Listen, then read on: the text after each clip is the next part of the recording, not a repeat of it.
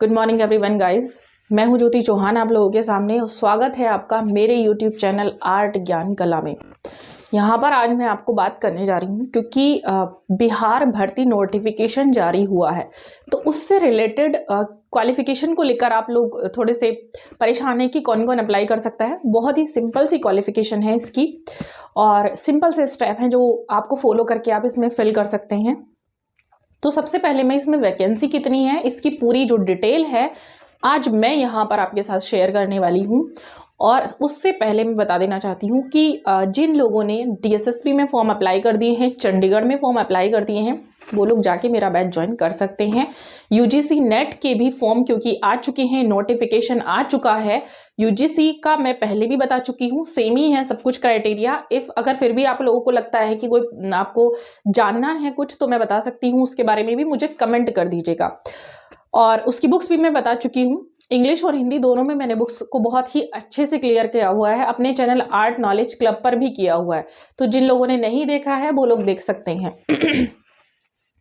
अब देखिए बिहार लोक सेवा आयोग से क्या क्या भर्तियां निकली हैं, यहां पर मैं बात करने जा रही हूं।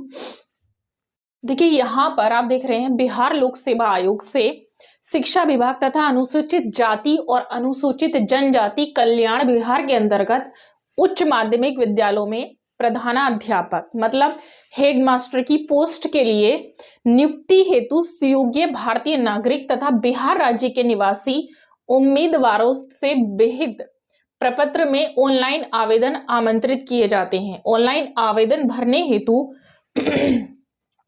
जो नीचे दिशा निर्देश दिए गए हैं उनको फॉलो करना बहुत जरूरी है।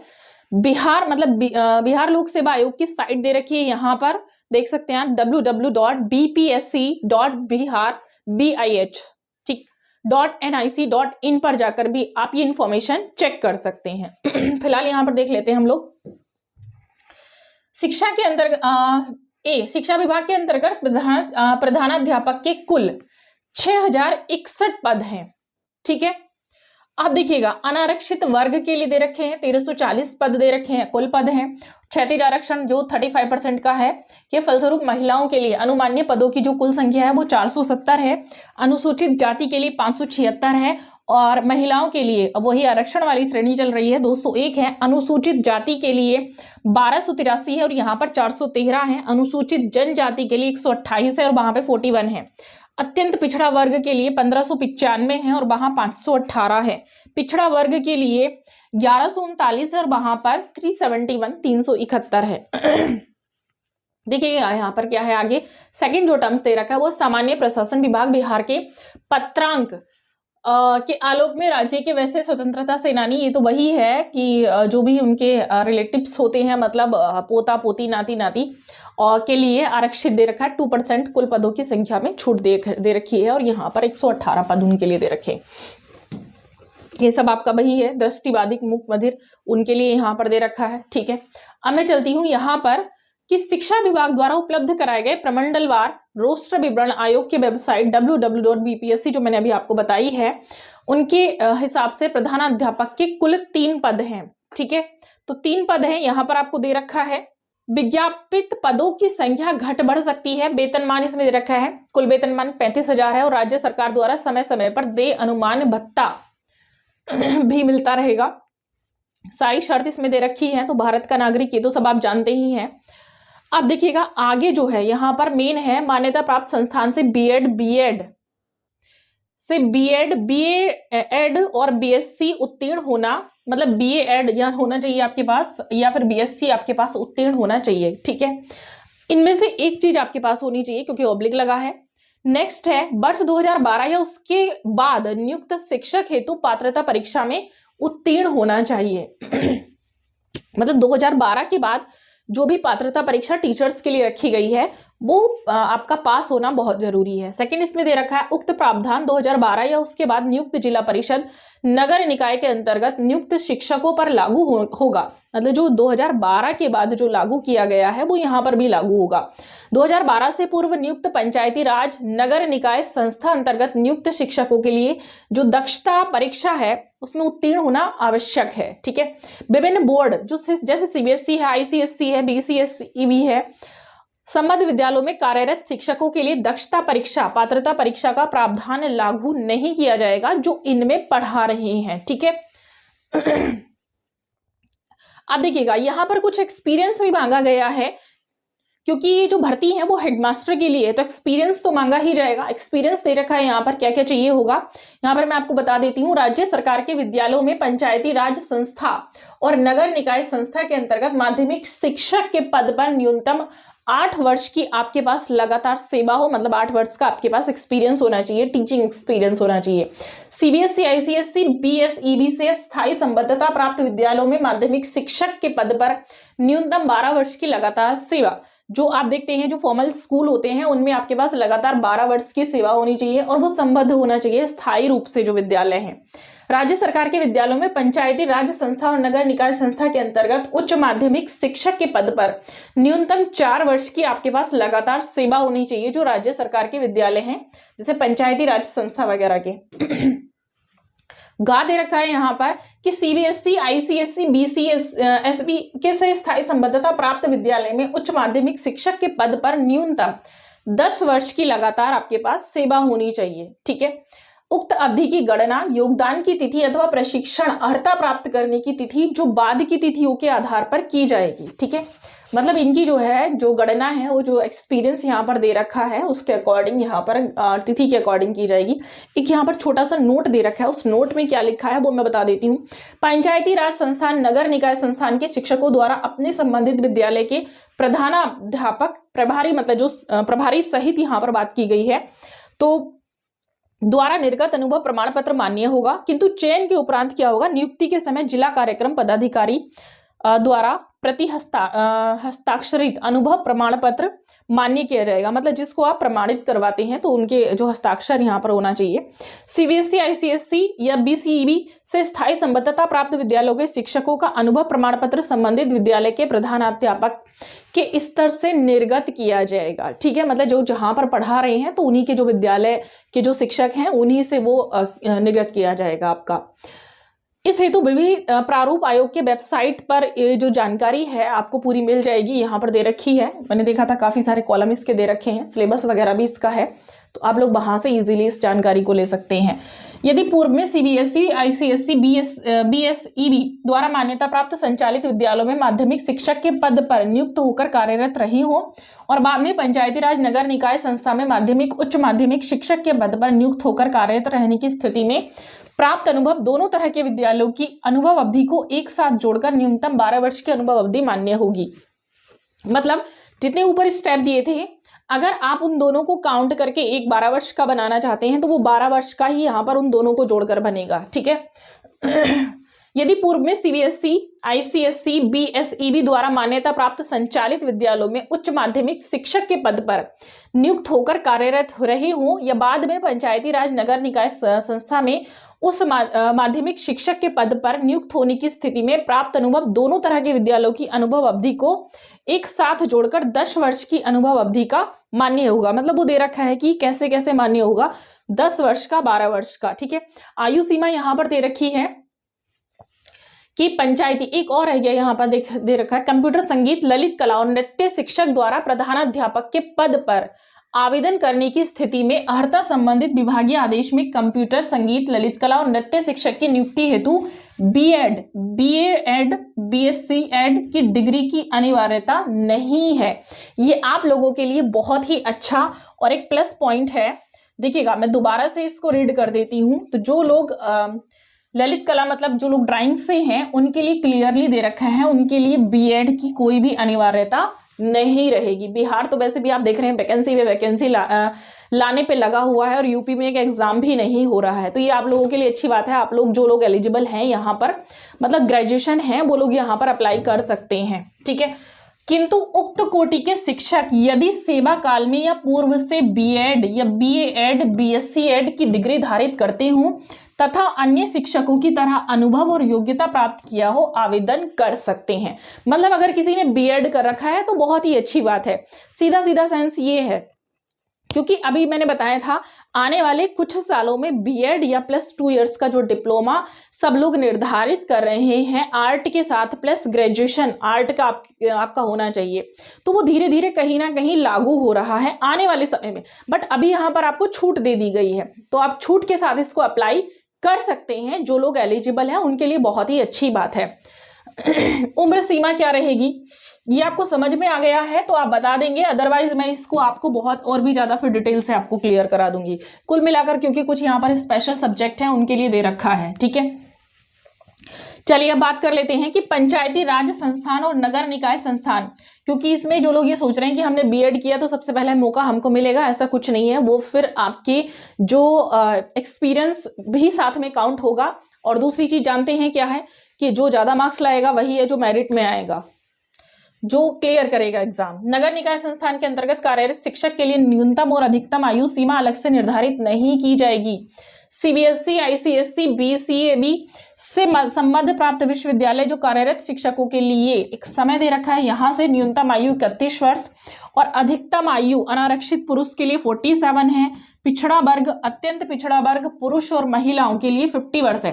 तो यहाँ पर आपके लिए आयु भी बहुत अच्छी दे रखी है, एज भी बहुत अच्छी दे रखी है। मैं मानती हूँ जो फीमेल है उनके लिए भी काफी अच्छा यहाँ पर मौका दे रखा है, अच्छी अपॉर्चुनिटीज है। अनारक्षित महिला जनरल के लिए देखिए दे रखी है 50 वर्ष तथा अनुसूचित जाति और जनजाति के लिए दे रखा है पुरुष और महिला के लिए 52। वार्धक्य सेवानिवृत्ति की आयु में 60 वर्ष का दे रखा है, निर्धारित है। अब मैं यहाँ पर थोड़ा सा आगे चल लेती हूँ। शिक्षा विभाग के अंतर्गत प्रधानाध्यापक के लिए कार्मिक और प्रशासनिक सुधार विभाग बिहार के पत्रांक 212 दिनांक 23/1/2006 के आलोक में वैसे उम्मीदवार जो दिनांक 1/8/2022 से 1/8/2023 तक उपयुक्त वर्णित अधिकतम उम्र सीमा के आधार पर पात्रता रखते हैं।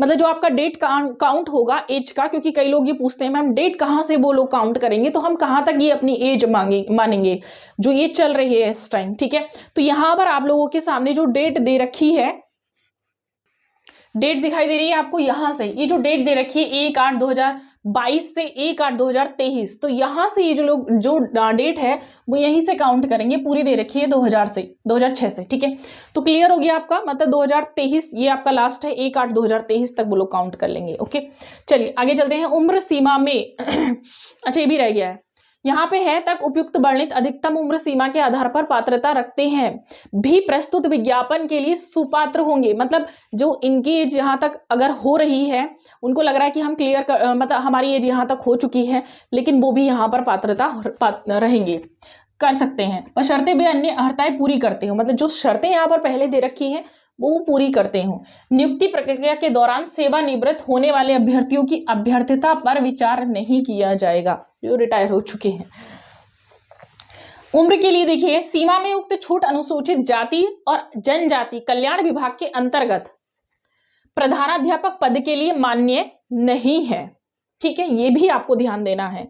कार्मिक और प्रशासनिक सुधार विभाग बिहार के संकल्प ज्ञापांक 2374 दिनांक 16/7/2007 और सामान्य प्रशासन विभाग के संकल्प ज्ञापांक 222/18 दिनांक 12/12/2022 के आलोक में बिहार सरकार के ऐसे सरकारी सेवक जो बिहार सरकार के नियमित रूप से नियुक्त सरकारी सेवक जो 3 वर्षों की निरंतर सेवा पूर्ण कर चुके हों, उनके लिए उच्चतर वेतनमान की सेवा संवर्ग में जाने के लिए अधिकतम आयु सीमा में 5 वर्ष की छूट दे रखी है। ठीक है, तो यहाँ पर बाकी छूट का दे रखा है, किस किस को कितनी छूट मिलेगी, आयु का दे रखा है। चलिए अब हम आ जाते हैं यहाँ पर बीएड विषय को लेकर, जो पीछे दिया था। परीक्षा की जो अवधि रहेगी वो 2.5 घंटे रहेगी। सामान्य अध्ययन एवं बीएड विषय ये है प्रधानाध्यापक के लिए। ये पत्र 2 भागों में विभक्त होगा, भाग 1 और भाग 2 में होगा। मतलब 2 पेपर में, एक ही पेपर में 2 जो पार्ट रहेंगे आपके। भाग जो एक पार्ट रहेगा आपका वो सामान्य अध्ययन का है, जिससे प्रश्न उच्च माध्यमिक विद्यालय के पाठ्यक्रम से संबंधित होंगे। ठीक है, जीके का रहेगा, लेकिन इसका स्तर उम्मीदवार हेतु निर्धारित न्यूनतम अर्हता के आलोक में होगा। मतलब ये नहीं कि आपको जो जिसका आप एग्जाम देने जा रहे हैं वहीं तक का आपसे पूछा जाएगा। आपकी एजुकेशन क्या है, आपकी जो क्वालिफिकेशन है उसके अकॉर्डिंग आपसे क्वेश्चन पूछा जाएगा। इसमें प्राथमिक गणित और मानसिक योग्यता, राष्ट्रीय एवं अंतर्राष्ट्रीय घटना चक्र, सामान्य विज्ञान, भारतीय राष्ट्रीय आंदोलन, भूगोल, भारतीय राजनीति इत्यादि शामिल है। सब्जेक्ट आपको दे दिए हैं, भी अच्छी बात है, तैयारी कर लेंगे आप लोग। सेकंड में दे रखा है पार्ट में, प्रधानाध्यापक के लिए बीएड विषय एक पत्र है। उक्त पत्र में बीएड विषय के प्रश्न होंगे, जैसे आप देखते हैं टीचिंग मेथड के क्वेश्चन होते हैं, उस तरह से यहाँ पर बीएड के लिए कुछ क्वेश्चन होंगे, जो वहां पर जितनी भी मैं मानती हूँ पेडागोजी वहां पर दे रखी है, तो आप बीएड की जितनी भी थ्योरी है वो यहाँ पर उठा लेंगे। इवन बीएड की बुक सबसे अच्छी रहेंगी। सामान्य अध्ययन और बीएड विषय का पाठ्यक्रम आयोग की वेबसाइट पर दे रखा है, वहां से पाठ्यक्रम उठाएंगे, सॉल्व आपको बुक में मिल जाएगा। ठीक है। लिखित परीक्षा वस्तुनिष्ठ और बहुविकल्पीय एमसीक्यू ऑब्जेक्टिव आधारित होगी। प्रत्येक प्रश्न का 1 नंबर होगा। गलत उत्तर के लिए ऋणात्मक अंक, नेगेटिव मार्किंग का प्रावधान नहीं है, ये भी अच्छी बात है। उक्त लिखित परीक्षा हेतु पुनर्मूल्यांकन का प्रावधान भी नहीं है, मतलब दोबारा मूल्यांकन कॉपी का नहीं किया जाएगा। न्यूनतम अर्हतांक दे रखा है, इसमें आप देख सकते हैं बिहार के संकल्प ज्ञापांक संख्या 2374 दिनांक 16/7/2007 और पत्रांक 6706 दिनांक 1/10/2008 के अनुसार लिखित परीक्षा में शामिल सामान्य वर्ग के उम्मीदवारों को 40%, पिछड़ा वर्ग के उम्मीदवारों को 36.5% और जो अत्यंत पिछड़ा वर्ग के उम्मीदवार हैं उनको 34% और अनुसूचित जाति, जनजाति, महिलाओं और निःशक्त दिव्यांग उम्मीदवारों को 32% न्यूनतम अर्हतांक प्राप्त करना अनिवार्य है। तो यहाँ पर शर्त दे रखी है कि किस किस को कितना अंक प्राप्त करना अनिवार्य है। ठीक है, चलिए यहाँ आप देख सकते हैं सीधा सीधा दे रखा है कि शामिल सामान्य वर्ग के जो उम्मीदवार हैं उनको 40%, पिछड़ा वर्ग के उम्मीदवारों को 36.5%, अत्यंत पिछड़ा वर्ग के उम्मीदवारों को 34%, अनुसूचित जाति और जनजाति और महिलाओं और दिव्यांग के लिए 32% न्यूनतम, मतलब मिनिमम आपको मार्क्स इतना लाना जरूरी है। साक्षात्कार का कोई प्रावधान नहीं है, मतलब इसमें आपका इंटरव्यू नहीं होगा, सिर्फ लिखित परीक्षा होगी आपकी। ये भी आप लोगों के लिए बहुत अच्छी बात है। लिखित परीक्षा के कुल प्राप्तांक भाग 1 और भाग 2 के आधार पर आयोग सफल अभ्यर्थियों की औबंधिक मेधा सूची तैयार करेगा, मतलब आपकी मेरिट तैयार करेगा जिसके हाईएस्ट मार्क्स होंगे। लिखित परीक्षा वस्तुनिष्ठ के कुल प्राप्तांक समान होने की स्थिति में बीएड विषय भाग 2 के प्राप्तांक के अनुसार मेधा क्रम निर्धारित होगा। ठीक है, मतलब जो जब सेम नंबर होते हैं तो उसमें जो प्रायोरिटी दी जाएगी जो बीएड विषय के मार्क्स के अकॉर्डिंग दी जाएगी। बीएड भाग 2 विषय में भी प्राप्तांक समान होने की स्थिति में उम्र तथा उम्र में समानता, ये तो जनरली वो है जो होता है सारे एग्जाम में, वही चीजें दे रखी हैं। ठीक है, अंतिम रूप से सफल उम्मीदवारों के चयन के पश्चात चयनित अभ्यर्थी का पदस्थापन मेरिट कम चॉइस के आधार पर संबंधित प्रमंडल में विभाग द्वारा किया जाएगा। ठीक है, आयोग द्वारा विज्ञापित ऑनलाइन आवेदन पत्र में शिक्षक अभ्यर्थी द्वारा योग्यता और अनुभव से संबंधित स्व घोषणा के आधार पर उनकी उम्मीदवारी का मूल्यांकन किया जाएगा। राज्य सरकार के विद्यालय से भिन्न विद्यालयों में कार्यरत शिक्षक के द्वारा ये प्रमाण पत्र भी दिया जाएगा कि निर्धारित अवधि में उन्हें वेतन बैंक खाते के माध्यम से प्राप्त हुआ है, इसका साक्ष्य उनके स्तर पर उपलब्ध होना चाहिए। तो ये जो जानकारी थी आपकी वो आपको मिल गई होगी। इसका पीडीएफ जो है हिंदी में, इंग्लिश में, दोनों में आपको मिल सकता है। पीडीएफ आप लोग ले सकते हैं, हमारे टेलीग्राम चैनल से ले सकते हैं, आपका जो व्हाट्सएप ग्रुप है वहां से भी आप लोग ले सकते हैं, अदरवाइज साइट मैंने इसकी आपको बता दी है, अब वहां से भी ले सकते हैं। तो इसकी जो क्वालिफिकेशन है बड़ी सिंपल है, आप लोगों के लिए बड़ी ही अच्छी न्यूज़ है, जाके आप इसमें अप्लाई करिएगा। और यूजीसी के नोटिफिकेशन भी आ चुका है, जो लोग यूजीसी करना चाहते हैं वो लोग भी इसमें अप्लाई कर सकते हैं। ठीक है, आज की इन्फॉर्मेशन कैसी लगी कमेंट जरूर करेंगे। मिलेंगे नेक्स्ट वीडियो में एक नई इन्फॉर्मेशन के साथ, तब तक के लिए थैंक यू सो मच।